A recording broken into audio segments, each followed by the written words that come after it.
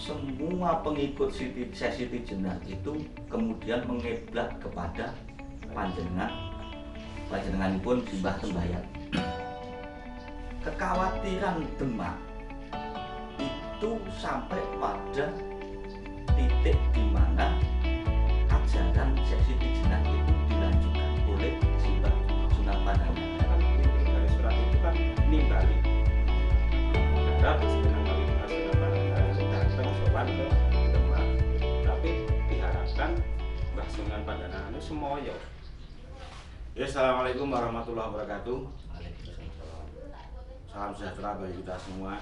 Om Swastiastu, salam kebajikan, namo budaya, rahayu. Berjumpa kembali dengan channel kita, channel Patembayatan, yang mana pada kesempatan kali ini kita akan melanjutkan masih dari perjalanan Simbah Sunan Pandangaran ing Tembayat yang kita ambil dari referensi Serat Babat Lokojoyo, yang pada waktu video yang kemarin kita sudah sampai di Pupuh dan Nanggula, Pak ya. Sekarang kita lanjutkan di Pupuh Kinanti. Seperti apa kisah perjalanan Eyang Sunan Pandangaran ing Tembayat? Mari kita simak bareng-bareng di Pupuh selanjutnya, yaitu Pupuh Kinanti, masih di Serat Babat Lokojoyo. Silakan, Pak. Ya tawau njeng sinuwun bayat arsa den tetesi ngelmu kamuksan semono ingkang kanggo donya akhir wis tampi wau sedaya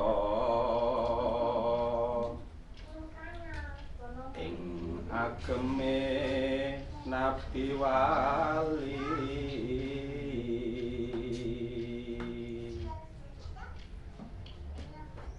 Sunan Kali pamit sampun anganglang jagat tumuli kang karidatan sembrono denya tetep anetepi anut sarak Rasulullah kang kinarya aling-aling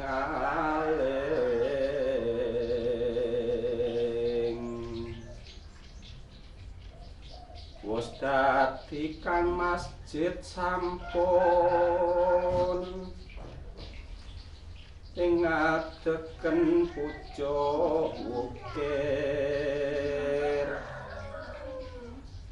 jabal kat ing pucuk arga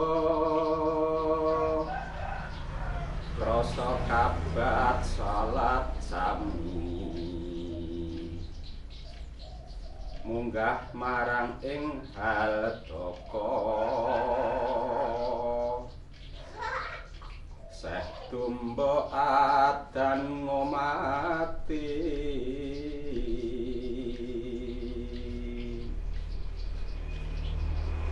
langkung banter swaranipun mireng ing Demak nagari yata wau lama-lama kapirsa Demak nagari Sunan Bayat Tatan Sebo marang jeneng ingsun iki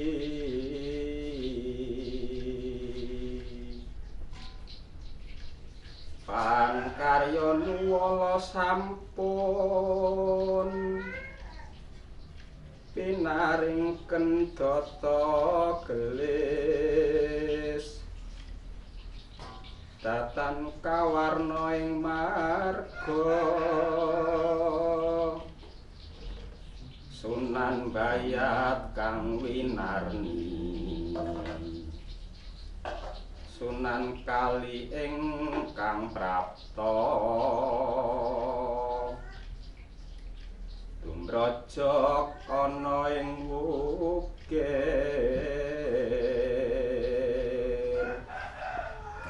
Jadi di Pupuh Kinanti ini bisa dijelaskan kurang lebihnya ketika Simbah Sunan Pandhanaran Bayat atau Simbah Sunan Tembayat itu sudah sampai di Bayat, kemudian sudah menerima beberapa wejangan dari Sunan Kalijaga, beliau langsung melakukan misi dakwah di Tembayat yang awalnya yaitu beliau mendirikan masjid seperti itu, mendirikan masjid di puncak Jabal Kakung.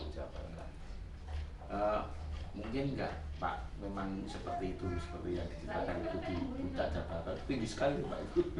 Ya nah, kalau menurut cerita, semenurut yang tercatat seperti itu. Ceritanya juga Simbah Sunan Pandhanaran mendirikan masjid di pucuk Jabal.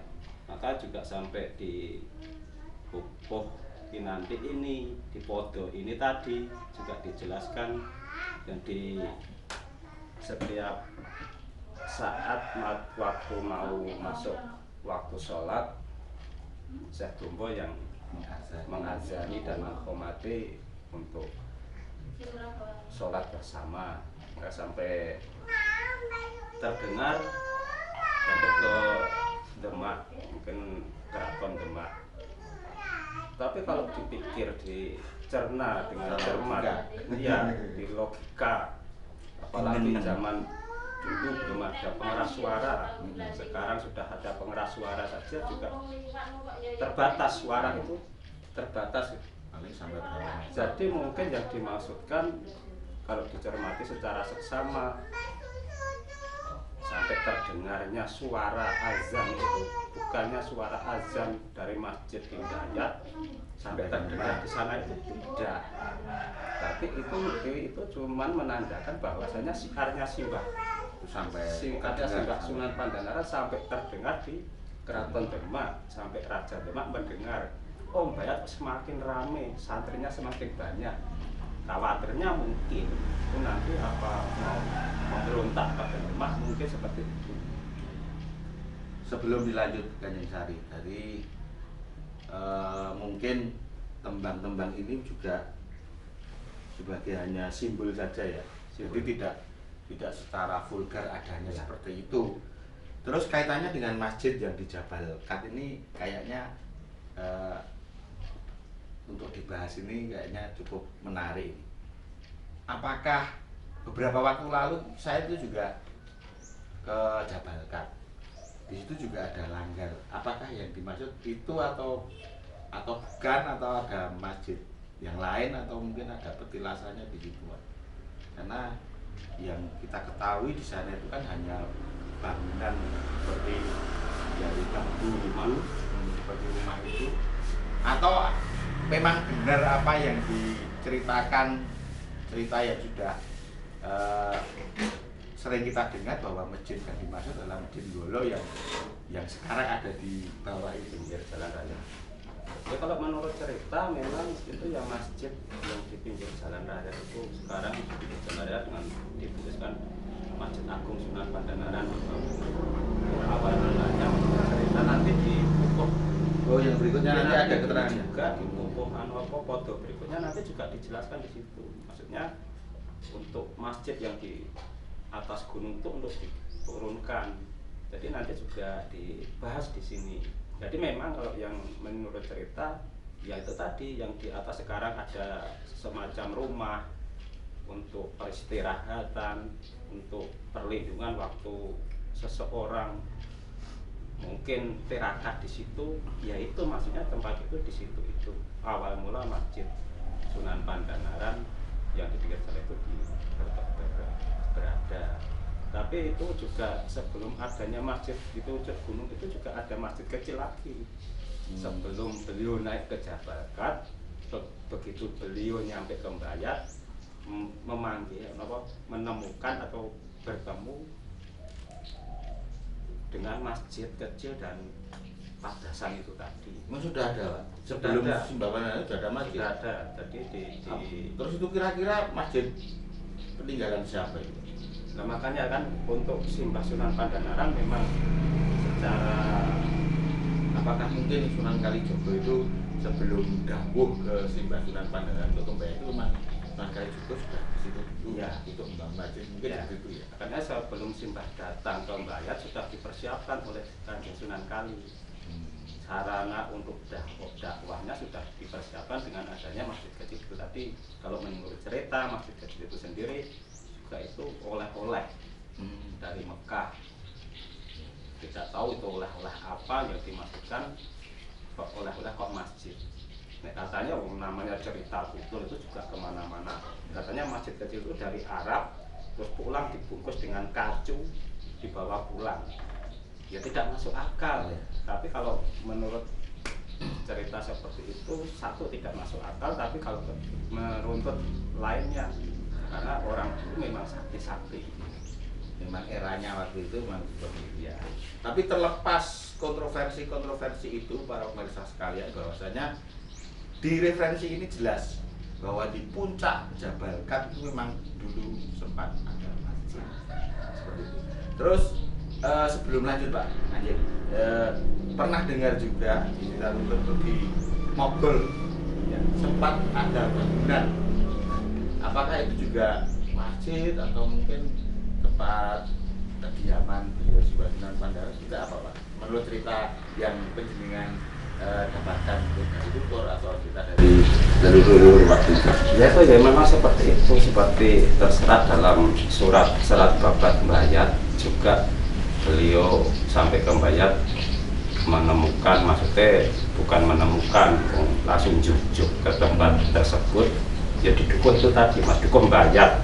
Dulunya dukuh itu dukuh Mbayat semua. Terus ada sebagian kecil itu disebut dukuh Mogol, dukuh Kenteng. Itu juga awal mula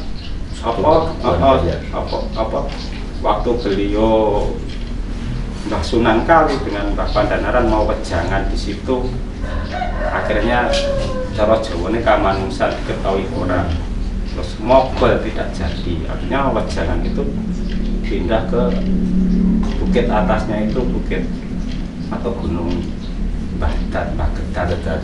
Kalau sekarang dikenal dengan makam Gedat Sari. Sedangkan di Dukuh Kentengnya itu kan keberadaannya dari Watu Kenteng. Watu Kenteng itu sebuah batu yang dahulu kala digunakan oleh empu untuk menempa bahan alat seperti keris sampai alat pertanian. Simbah itu di Mbayat juga tidak hanya dakwah tapi juga mengajarkan cara hidup, ilmu pertanian.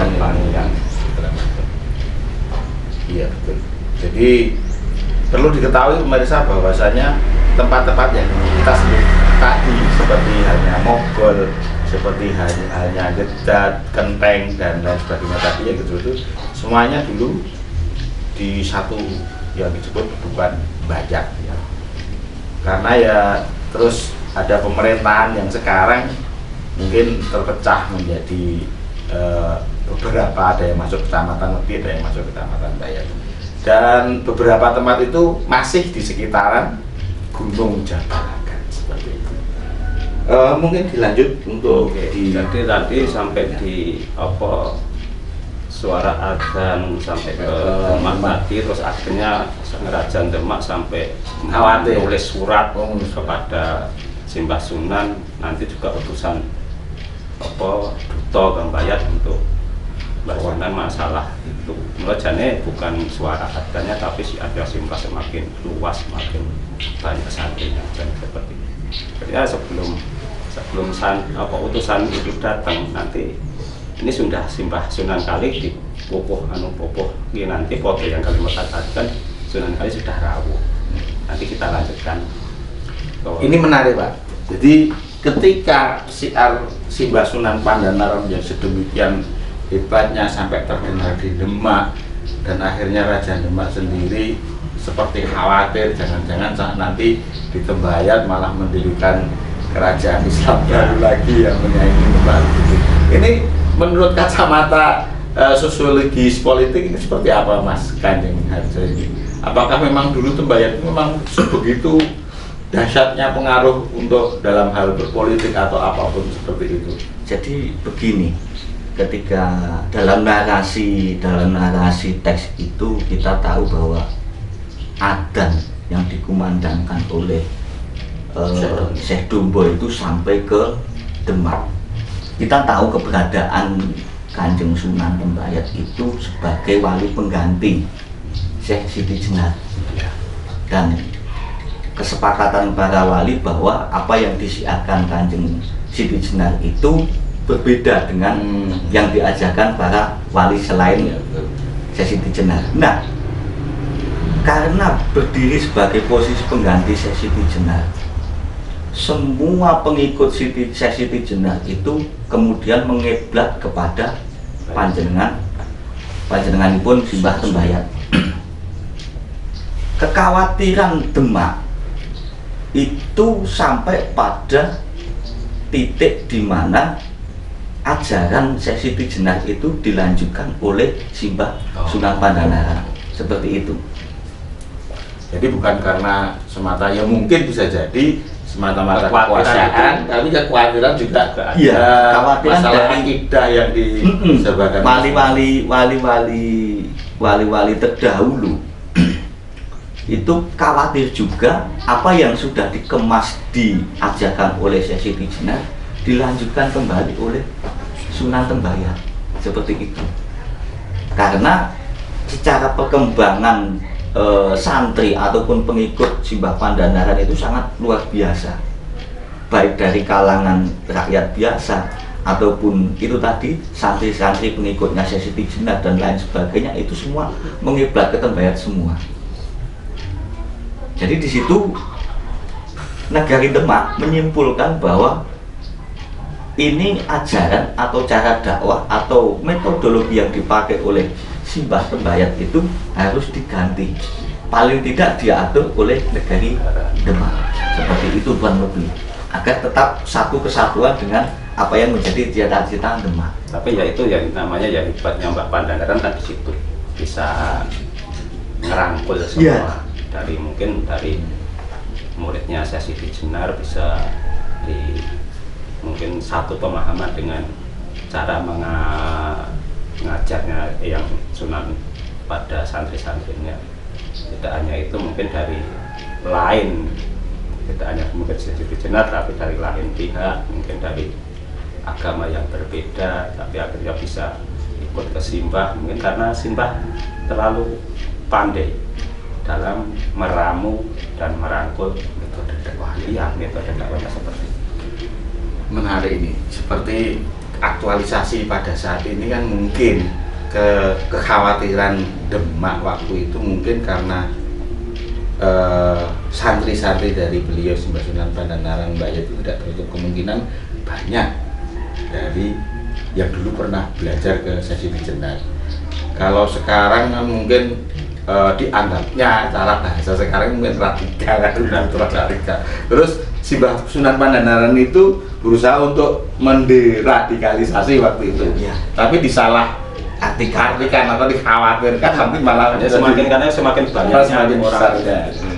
Padahal menarik sekali. Kan tidak seperti itu, mungkin radikal ya juga tidak. Cara Simbah menyampaikan dakwahnya dengan cara pembayatannya. Karena proses yang diajarkan oleh Simbah Tembayat itu sepenuhnya tidak bisa terbaca oleh Demak. Demak itu tidak bisa membaca pola strategi dari Simbah Pandanaran untuk merangkul dan ngomong para santri-santrinya, santri-santrinya Syekh Siti Jenar dan yang lain. Pada akhirnya Demak membuat kesimpulan sendiri sehingga sampai pada akhirnya menyuruh atau memerintahkan untuk memindahkan masjid dari atas ke bawah itu di foto selanjutnya. Berarti nanti kita tadi kan Demak sampai mengirim utusan atau duta ke Simbah untuk mengikis kekhawatiran itu ya. Untuk selanjutnya itu mungkin dijelaskan di foto selanjutnya atau Ya. mungkin dilanjut. Monggo dilanjut. Jebeng paran karepmu sira iku den timbali marang ing Demak negara dutane wis aneng margi lah tuturmu semaya samangsa seba tumuli. Mungkin dari ini dijelaskan dulu Pak.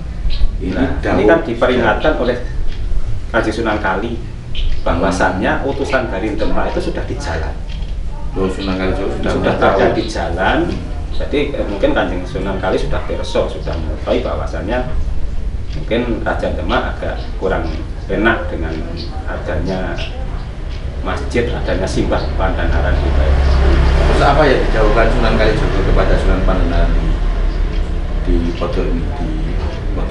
Di foto ini tadi Lah tuturmu semoyo itu semuanya, jadi nanti kalau duta itu datang dengan suratnya kan inti dari surat itu kan nimbali, mengharap Sunan Pandanaran itu datang sowan ke Demak, tapi diharapkan Mbah Sunan Pandanaran itu semoyo.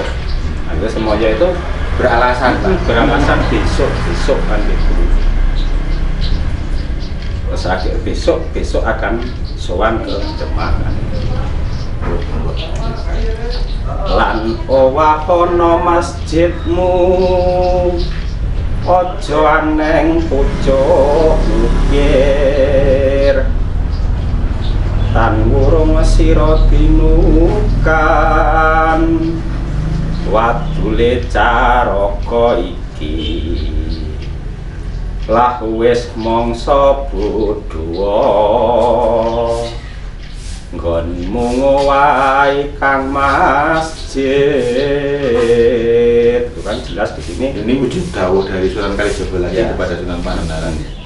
Karena mungkin dari Demak itu juga sampai terdengar luar biasanya mungkin kegiatan masjid yang dianggap terlalu tinggi, terus untuk nyenget celek duta tadi supaya nanti anak datang utusan dari Demak kok sekarang kok tidak ada, maksudnya berapa kemarin itu cuma isu dari mana kan.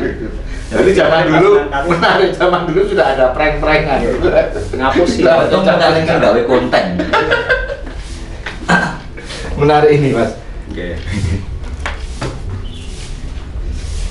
Oh intinya ya tadi kan itu ya tadi yang di awal tadi itulah masjid yang di atas bukit untuk diturunkan ke pinggir jalan. Sekarang minta ya di pinggir jalan raya itu juga karena itu tadi adanya nanti mesti si duto itu Caroko tadi disebutkan Caroko itu duto dari Demak kan, kalau mengetahui masjid itu di atas itu benar Kanjeng Sunan Kanjeng Sultan bahwasanya di Bawah itu ada Mbah Pandanaran dengan masjidnya di atas bukit oleh pintarnya si Sunan Kali untuk diturunkan dulu. Mungkin tidak dinukan, tidak dimarahi oleh Sultan. Ini kan kalau kita terjemahkan secara fisik ya, mungkin bisa juga kita terjemahkan secara tadi ketika azan terdengar sampai ke Demak kan kita boleh menerjemahkan itu bukan azannya tapi metodenya atau gaungnya dakwah itu sudah sampai sana. Kalau masjid ini apa ini? Sebetulnya apa yang disuruh menurunkan? Apakah mungkin metode dakwahnya yang terlalu tinggi untuk agak dipelangkan atau terlalu bagaimana ini? Kalau misalnya ini bukan secara fisik gitu. Masjid ini gambaran apa? Simbol apa? Itu sudah tidak sekali secara fisik sebuah masjid, tapi biarpun seperti itu gaungnya Mbak itu sudah kemana-mana. Sungai sudah sampai mungkin tidak hanya sampai ke Demak, lebih dari Demak mungkin sudah pada mengetahui, sudah pada mendengar bahwasanya di Mbayat itu ada seorang yang coro itu tadi, coro bimbing santri ini, saya bimbing kepada siapapun kan dengan cara ini lebih Mungkin benar yang dikatakan Kanjeng Harjo tadi bahwa ditakutkan karena yang diajarkan itu ilmunya selalu tinggi atau gimana, nanti takutnya seperti saya jadi jenar seperti itu. Begini, gambaran pada pupuh itu, masjid itu kita artikan sebagai sebuah konstruksi bangunan, dalam artian bangunan suatu bangunan yang menjadi tempat atau wadah kita menuju kepada Sang Pencipta. Artinya Demak menganggap masjidnya Mbah Pandanaran itu lebih tinggi daripada masjid yang ada di Demak.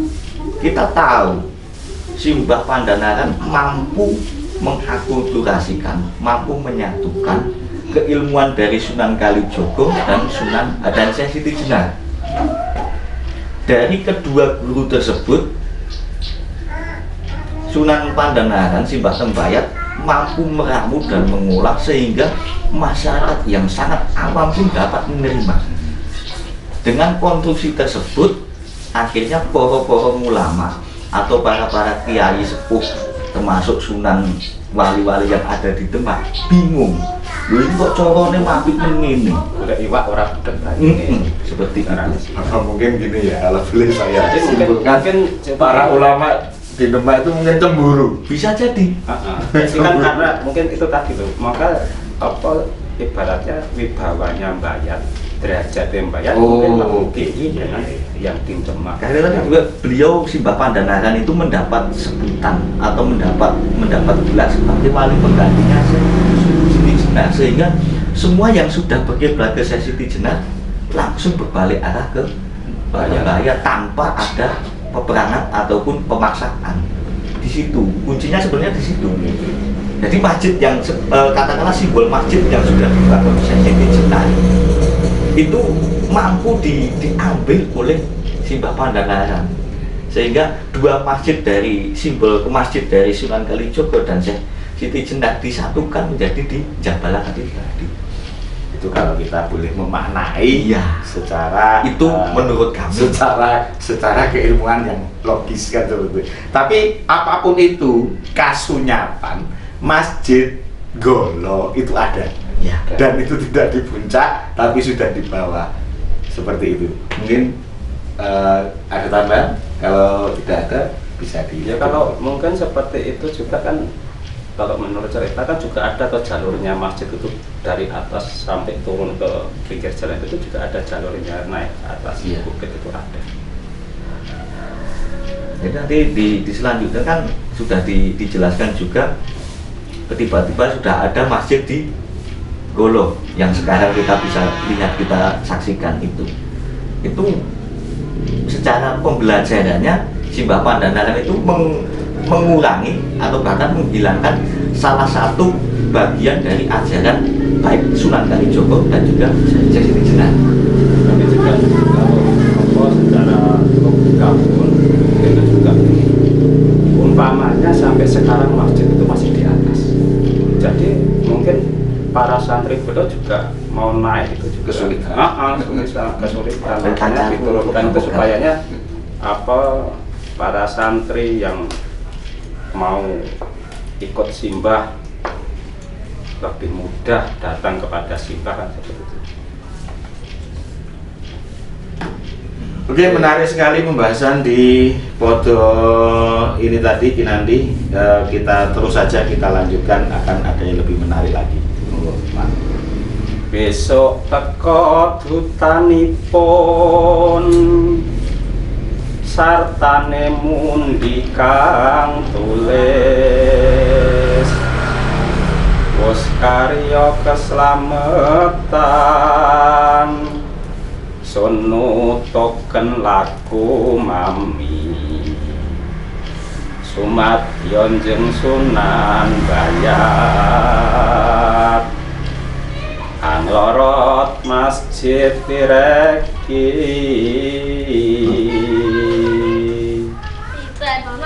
wancini reng tengah dalu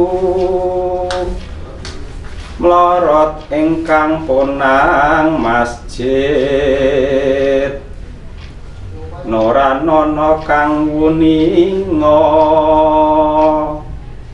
enjinge wosaneng bumi eram kang samya tumingal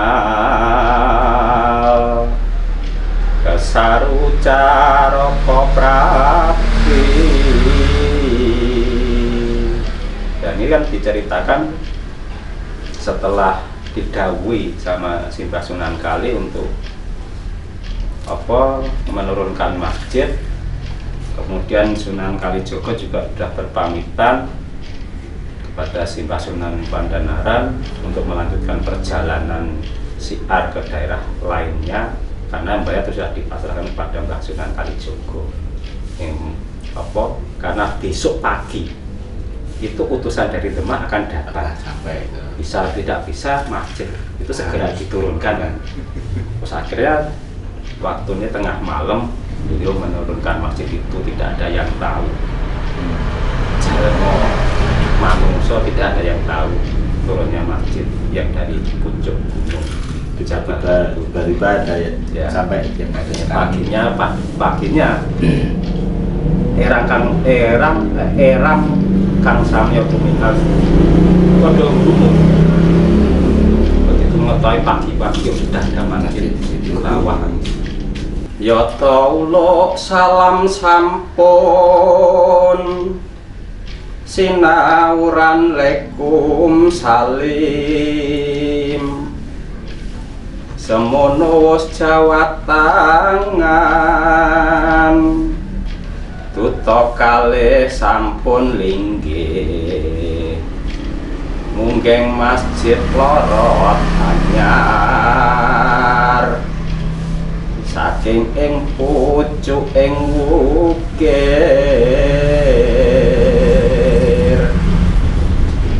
ing aturken wala sampun pinuka kang ponang tulis penget iki layang ing wang kang jumeneng Demak Nagri gegentine ing yuang soksmo mengkoni sakeh agami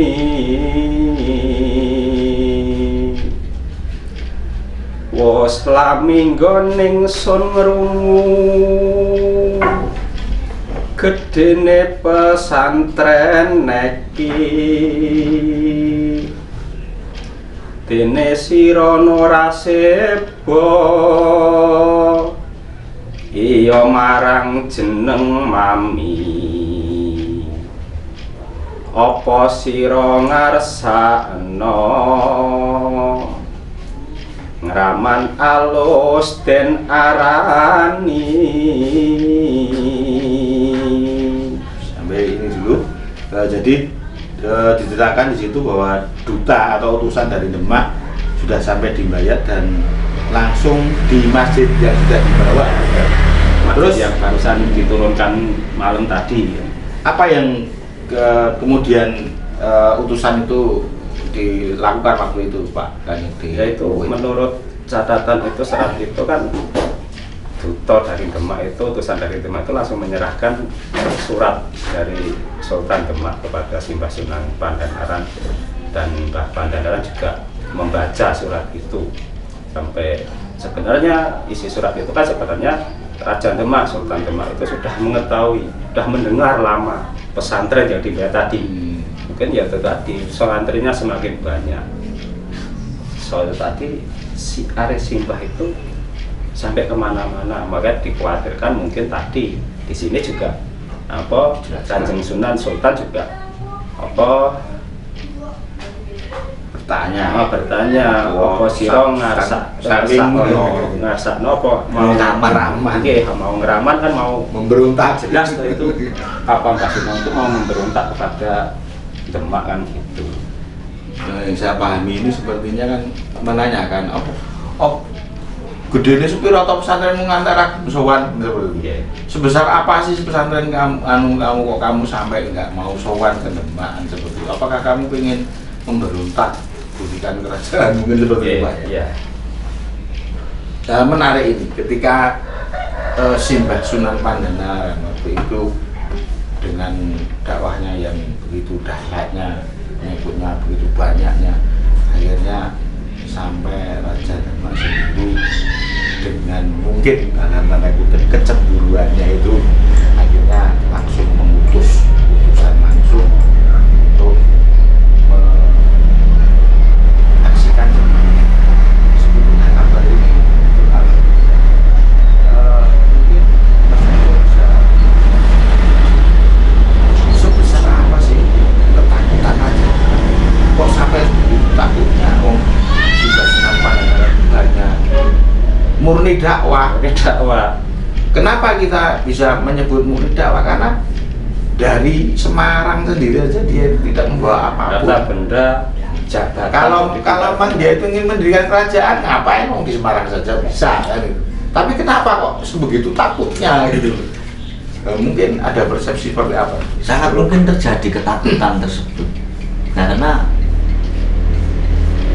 sampainya kabar berita bahwa syiar agama ataupun kegiatan keagamaan yang di Mbayat yang dilakukan oleh Simbah Tembayat dan juga para santrinya itu sampai terdengar ke Demak itu sangat memungkinkan dengan jalan penyebaran berita mulut ke mulut. Misalnya dari Mbayat sendiri melalui jalur perdagangan sehingga orang yang mendengar itu mulai dari pasar juga penasaran untuk ke Mbayat dulu. Secara pengaruh sosial dan dampak sosialnya otomatis orang yang mendengar berita itu akan penasaran pertama, penasaran dengan keberadaan Mbayat. Kemudian setelah penasaran mereka akan mempelajari. Ketika sudah masuk mereka akan condong. Karena menemukan kenyamanan, kebenaran. Dan ketika sudah seperti itu, apapun yang dikatakan, yang didhawuhkan Simbah Sunan Pandanaran dituruti. Sendika dawuh. Nah, itu ditakutkan oleh Demak. Karena sebagai otoritas resmi kerajaan dipegang oleh Demak. Ya, karena panatokomanya Sultan Demak. Demak takut ketika nanti mengeluarkan perintah, tidak ada yang mengikuti, merespon seperti itu. Akhirnya lah dikatakan itu mengatakan bahwa harus berontak ke Demak itu tadi. Ya, tapi bisa loh kalau tenanan itu. Bahaya. Tapi kan niatnya Simbah kan tidak seperti itu. Sampai akhir hayat beliau sampai keturunan beliau pun juga sebenarnya kan pernah Mbayat pun juga diperangi oleh beberapa kali. Takutnya Demak lagi juga disebabkan oleh pengikut-pengikutnya Simbah Pandanaran itu orang-orang yang mempunyai potensi baik dari segi keilmuan dan segi strategi, pengaturan strategi yang mumpuni semua. Apalagi dulu apalagi jebolan dari Siti Jenar. Ya, mantan atau santri-santrinya Jenar itu pernah bikin kecewa, disio-sio di sana mungkin ada potensi dari situ juga. Maka gandeng Sunan Pandanaran itu muridnya Sunan Kalijogo, mau tidak mau Mbah Pandanaran terus sendika dawuh juga dengan Sunan Kalijogo untuk menghormati Demak seperti ini. Bukan takut, semua itu skenario-nya jenis Mbah Sunan Kali kok, skenario kreatornya. Tapi ya memang luar biasa ketika suatu metode dakwah yang sukses dilakukan itu memang mungkin ya tidak tertutup kemungkinan akan timbul fitnah-fitnah seperti mungkin yang disampaikan ke beliau Raja Demak itu mungkin berita yang tidak benar atau apa, terus akhirnya beliau Raja Demak itu langsung putusan. Ya karena Simbah lama tidak sholat ke Demak, jadi mungkin jadi pertanyaan. Iki tenanan apa ora, iki kabare kaya ngene. Engko gek Nah, yen sira temen mung amung nyantri ing Allah den aglis sepo maring jenenge wang besok apa sun enteni serat sampun titi tamat dawuh enjeng Sri Bupati nggih sandika aturipun sepo mring Demak negari yen kalilan ing yuang suksma boten sonten boten enjing ambo sepo mring Bintara nuwun duka awak mami gandhek nuli pamit sampun wis jawat tangan kekalih seh tumbuh kang cinarita lante pira ngaliwati sabarang den pirengena sadaya den rasenggalih sini kan Sunan Raja Demak memerintahkan untuk segera sowan sampai mempertanyakan apakah Kasunan Kalijogo, Sunan Pandanaran itu benar-benar hanya untuk syiar agama yang tadi mungkin telah beliau khawatir untuk ngeraman, untuk mau memberontak kalau memang benar-benar hanya syiar agama. Saya tunggu kedatanganmu di Demak kan seperti itu. Terus di foto sebelumnya itu kan dawuh Sunan Kalijogo kepada Sunan Pandanaran kan ketika disuruh untuk sowan itu disuruh untuk semoyo. Dan di sini jawabannya memang kayaknya memang semoyo itu.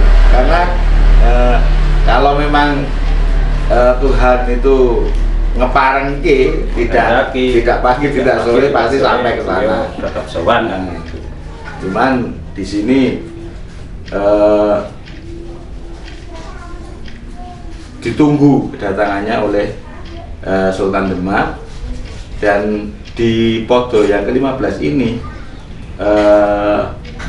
ternyata kayaknya bener atau enggak ini? Kayaknya ini mungkin dari keterangan dari Syekh Dumbo, karena Syekh Dumbo itu yang mendengarkan. Jadi ini kan setelah duta dari Demak itu kondur, setelah kondur jadi Syekh Dumbo itu kan mendengarkan semua pembicaraan antaranya Mbah Sunan dengan duta dari Demak itu tadi. Jadi memang kondangi Mbah Syekh Dumbo itu kan paling cerdas. Santri beliau disebutkan lantai pirong ngaliwati, demikian cerdas. Belum kelar yang berbicara sudah tahu maksudnya itu Mbah. Dan pemirsa perlu diketahui bahwa Syekh Dumbo itu adalah sahabat Sunan Pandanaran yang dulu di babat sebelumnya sudah pernah kita sampaikan. Beliau bersama Syekh Kewel itu yang waktu itu membersamai dari perjalanan, di tengah perjalanan sampai ke Bayat yang disedo oleh beliau Sunan Pandanaran, manusia yang kepalanya menjadi kepala duk seperti itu.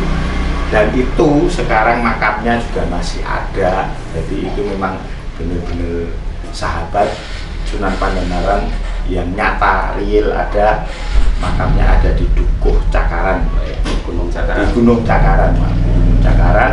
Kalau dari Bukit Jabal Kat itu sebelah utara, nanti naik tangga dari Mengarah ke Rawajombor. yang dari arah Daya ke arah Rawajombor itu nanti ada tangga yang menuju ke gunung atau Bukit Cakaran seperti itu. Mungkin itu dulu video kita kali ini. Akan kita lanjutkan untuk foto berikutnya yang tentunya akan lebih menarik lagi, seperti apa konsep dakwah atau strategi dakwah dari Simbah Sunan Pangandaran yang nanti akan banyak sekali kejadian-kejadian yang sangat menarik dan perlu kita ketahui bersama. Tapi ditunggu di episode selanjutnya. Kita tutup dulu untuk konten kita pada kali ini. Terimalah salam kami, salam dari bumi Tembayat, Rahayu Tembayatku, Rahayu NKRI-ku, salam tentrem Rahayu. Assalamualaikum warahmatullahi wabarakatuh. Terima kasih.